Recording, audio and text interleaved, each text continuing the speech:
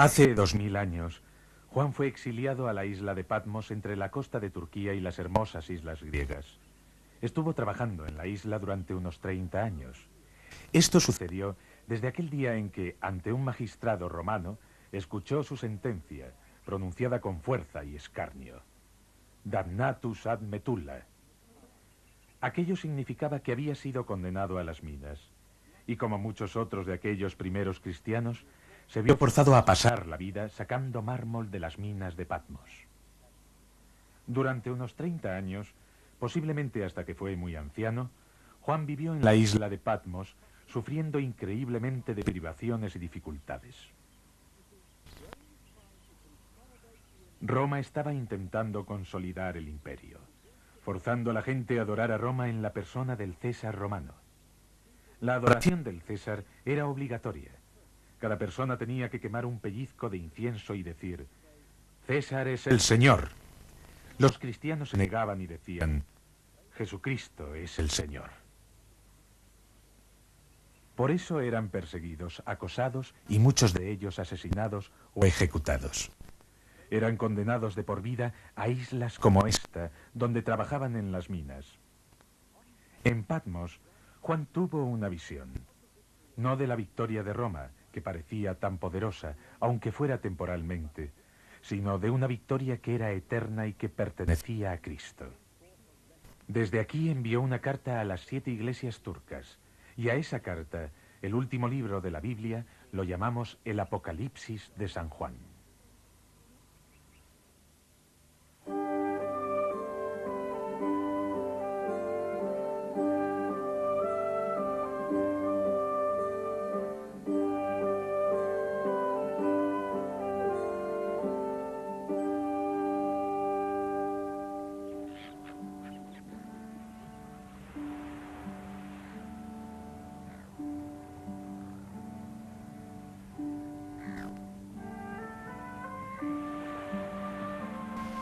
Episodio 9.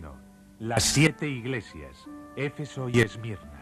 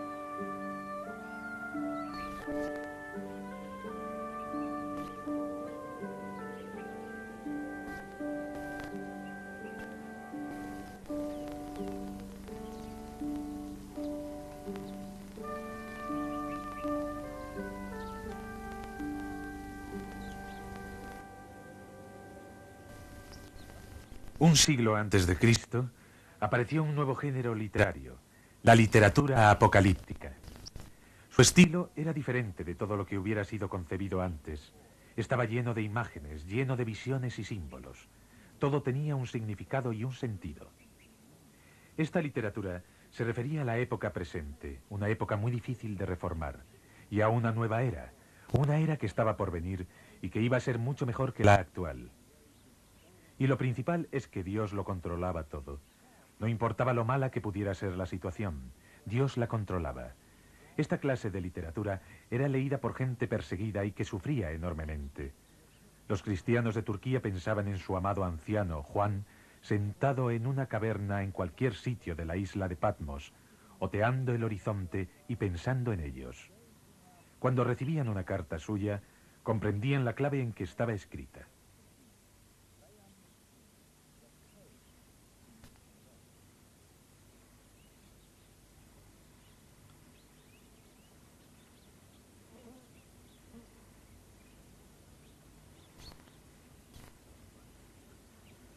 Juan era por entonces ya un anciano. Durante años había trabajado en las minas. Ahora deseaba fundamentalmente animar a sus hermanos en la fe. En la carta que escribió, comienza diciendo cómo un cierto domingo, después de amanecer, cayó en éxtasis y escuchó detrás de él una voz potente, como de trompeta, y se volvió a mirar. A continuación describe lo que vio. Vi 7 candelabros y en medio de ellos, como un hijo del hombre, vestido con una larga túnica y ceñido con un cinturón de oro alrededor de su pecho. Su cabeza y sus cabellos eran blancos como la lana blanca, como la nieve. Sus ojos como una llama de fuego. Sus pies como el bronce fundido al fuego. Su voz como el rumor de aguas caudalosas. En su mano derecha tenía 7 estrellas. Y de su boca salía una espada aguda de 2 filos. Su cara era como el sol que brilla en todo su esplendor.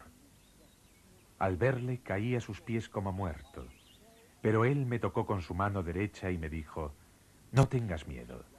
Soy yo, el primero y el último, el viviente. Estuve muerto, pero ya estoy vivo por los siglos de los siglos. Y tengo las llaves de la muerte y del abismo. En otras palabras, Juan estaba narrando algo que sobrepasaba la posibilidad de toda descripción objetiva. Los 7 candelabros eran las 7 iglesias, y él estaba en medio de aquellas 7 iglesias. Las 7 estrellas en su mano derecha eran los 7 dirigentes de la iglesia, o los 7 ministros, pastores u obispos. Lo que Juan quería decir es que se encontraban a salvo, porque Cristo estaba en medio de la iglesia, y sus responsables se encontraban en el hueco de su mano.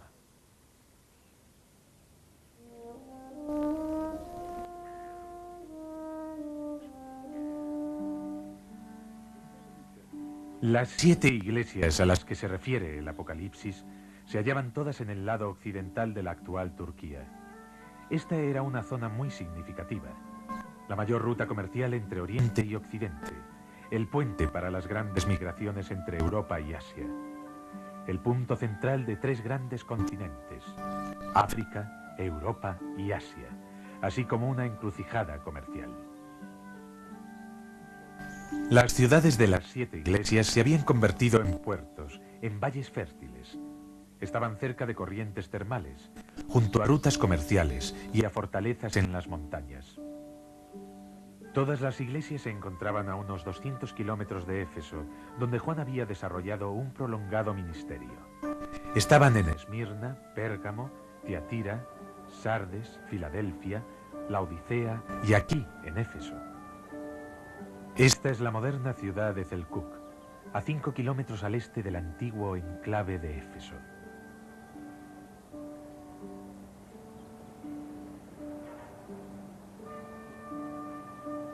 Este valle del río Caister ha estado ocupado durante más de 3.500 años. Los primeros que vivieron aquí fueron los hititas, que construyeron un imperio en el año 1600 a.C. Este castillo fue edificado por primera vez en el siglo VI a.C. Pero nada puede compararse con la magnificencia de lo que los romanos edificaron aquí durante el siglo I. La ciudad fue edificada en torno a un puerto natural y al camino de Arcadia, que conducía desde el puerto a la ciudad, con su anfiteatro de 25.000 asientos, que producía una primera impresión espectacular de la ciudad. La calle principal de Éfeso estaba pavimentada en mármol y llevaba a la biblioteca de Celso, uno de los ejemplos más hermosos de la arquitectura romana en cualquier lugar del mundo. Construida en el 110 a.C. y restaurada durante la primera mitad de este siglo, tenía 2 muros exteriores para proteger los 12.000 rollos de papiro almacenados en estanterías y armarios. La fachada estaba sostenida por 4 pares de columnas y tenía originalmente 3 plantas de altura. 9 escalones de 21 metros de ancho llevaban hasta la entrada primorosamente labrada. Las 4 estatuas colocadas en nichos de mármol representan la sabiduría, la virilidad, la buena voluntad y el conocimiento. Éfeso albergaba también una de las 7 maravillas del mundo antiguo, el templo de Artemisa o Diana de los Efesios. Diana era el nombre romano de una diosa griega. Artemisa era la diosa virgen de la naturaleza y la protectora de las mujeres en el parto. Sus muchos pechos indicaban que era también la diosa de la fertilidad. En su pierna aparece esculpida una abeja, el símbolo de la ciudad.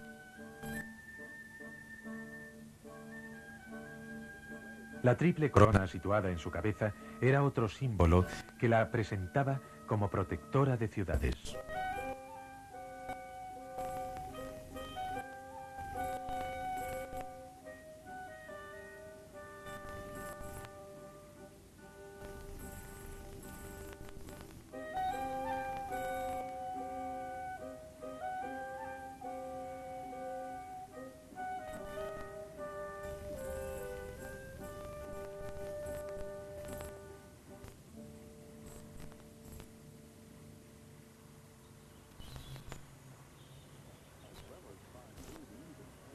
Si Éfeso contaba con hermosos edificios y con un templo pagano, también albergaba en su interior una inmensa inmoralidad.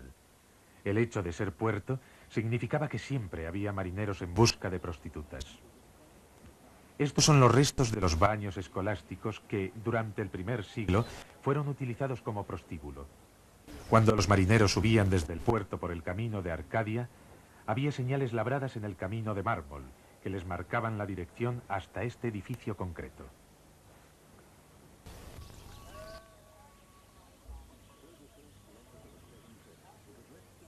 La primera carta a las 7 iglesias fue dirigida a la iglesia que se encontraba en esta ciudad estratégica de Éfeso. Una iglesia que Pablo había establecido durante su ministerio de 3 años aquí. Una iglesia que necesitaba ser cautelosa para no perder sus raíces y su identidad. Todas las 7 iglesias se hallan situadas en círculo en torno a Éfeso. Algunos estudiosos piensan que así como Pablo había escrito a 7 iglesias importantes, Juan había recibido de Dios la misma idea en relación con las iglesias que rodeaban Éfeso.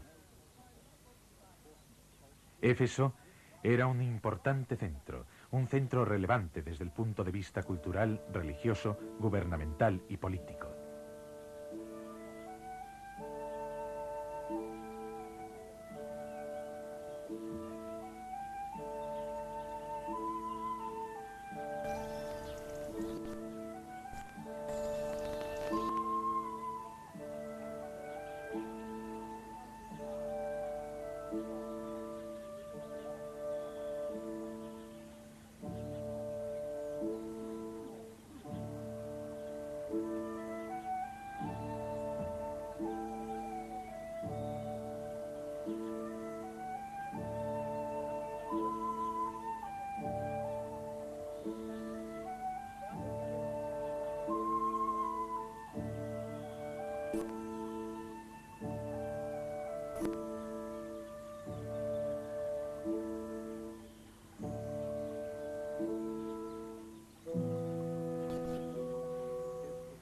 Cuando el resucitado da a Juan un mensaje para la iglesia de Éfeso, resulta obvio que conoce la ciudad y la iglesia que se encuentra en la misma.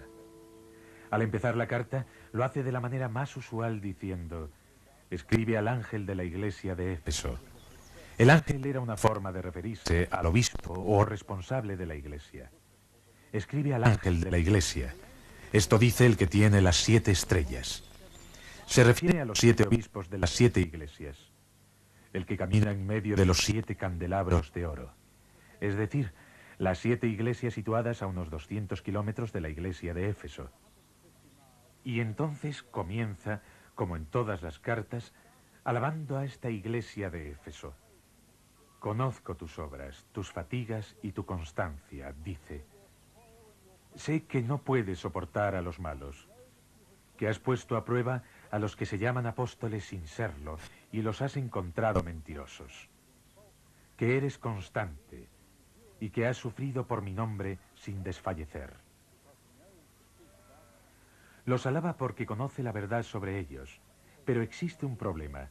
A continuación dice: pero tengo esto contra ti, has perdido el amor del principio.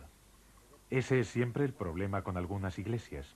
Acaban atadas a la forma de ver las cosas del mundo que las rodea y pierden su primer amor y dinamismo. Pero lo cierto es que Cristo nunca señala un problema sin indicar el procedimiento para superarlo. Así dice en el versículo 5: acuérdate de dónde te has caído, Arrepiéntete y vuelve a obrar como antes. Ese es el remedio que les da. Finalmente, hay una promesa. Al vencedor le daré a comer del árbol de la vida que está en el paraíso de Dios. Esta promesa está abierta a cualquier iglesia que viva en una importante ciudad comercial, provincial y gubernamental como Éfeso. Si una iglesia se arrepiente y vuelve a su primer amor, en fe y lealtad y honra, entonces recibirá la alabanza y la oportunidad de vivir en el paraíso de Dios.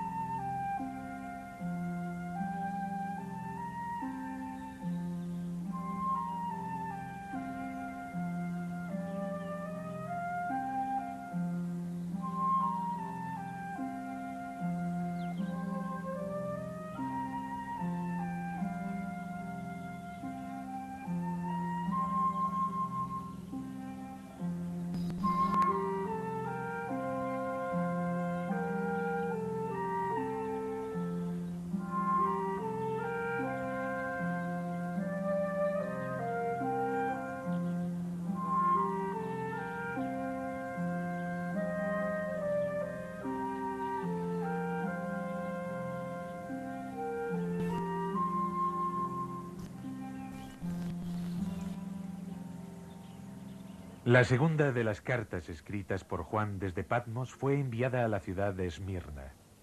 Esmirna se encontraba a unos 50 kilómetros al norte de Éfeso. Su nombre significaba mirra aplastada. Era un símbolo de sufrimiento. Una ciudad magnífica. Tenía un hermoso estadio, hermosos templos, y en ella vivían 200.000 personas. Había dos cosas singulares en Esmirna. La primera era la adoración al César. En el año 195 a.C. habían edificado allí un templo dedicado a la diosa Roma, que después había sido dedicado a adorar al César.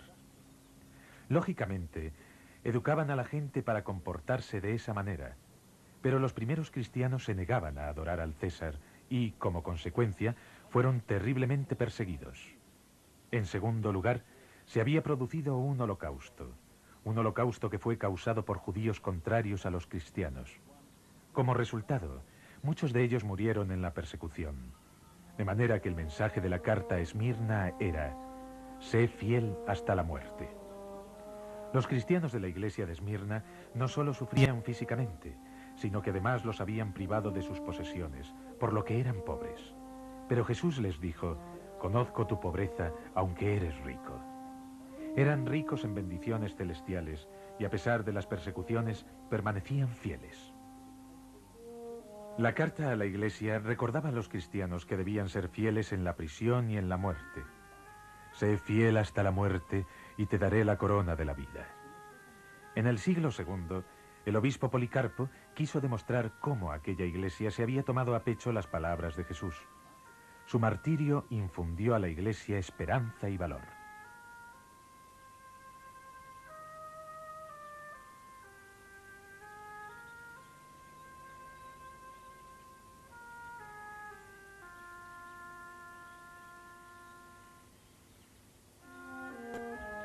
En un anfiteatro como este, en la ciudad de Esmirna, en febrero del 156 después de Cristo, una multitud de 25.000 personas acudió para presenciar la muerte de Policarpo. Los juegos habían sido celebrados. Los vencedores habían recibido las coronas de laurel en sus cabezas. Ahora, la multitud deseaba más acción y gritaban pidiendo sangre. Muerte a los ateos, decían. Muerte a los traidores. Traed a Policarpo. Y entonces comenzó un importante capítulo en la historia de la iglesia en Esmirna.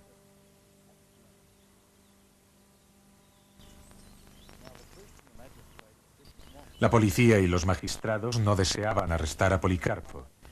Lo tenían en muy alta estima. Se daban cuenta de que había sido el dirigente de la iglesia desde la muerte de Juan muchos años antes y no deseaban que Policarpo fuera martirizado. De manera que ordenaron a la multitud que se tranquilizara. Pero la multitud deseaba sangre y dijeron: traed a Policarpo. Y Policarpo fue atado y llevado a la arena. La gente gritaba, jura contra Cristo, maldice a Cristo. Pero el anciano se negó a maldecir a Cristo. No dijo, maldito sea Jesús, sino que dijo, durante 86 años he servido al Señor y no me ha hecho ningún mal. ¿Cómo puedo blasfemar contra un rey que me salvó? La muchedumbre gritó para que se trajera leña y encendieron un gran fuego en el centro. Policarpo fue acercado al mismo. Alguien trajo algunas sogas, pero él las rechazó diciendo, el que me da fuerza para soportar el fuego, me dará fuerza para soportar las llamas. Después, levantando sus ojos al cielo, dijo, Padre, te bendigo por haberme considerado digno de ser contado entre los mártires. Te suplico ver hoy tu rostro. Y cuando encendieron el fuego, algunos de los cristianos que estaban allí dijeron que por un tiempo pareció que el viento apartaba las llamas de Policarpo. Este se mantuvo firme, dio testimonio de su Señor y la multitud permaneció en silencio. El anciano murió. La iglesia de Esmirna había perdido la estrella que había en la mano de Cristo. La mirra había sido aplastada con sufrimiento. Pero desde ese momento en adelante, la iglesia creció en fuerza porque fue fiel en la persecución.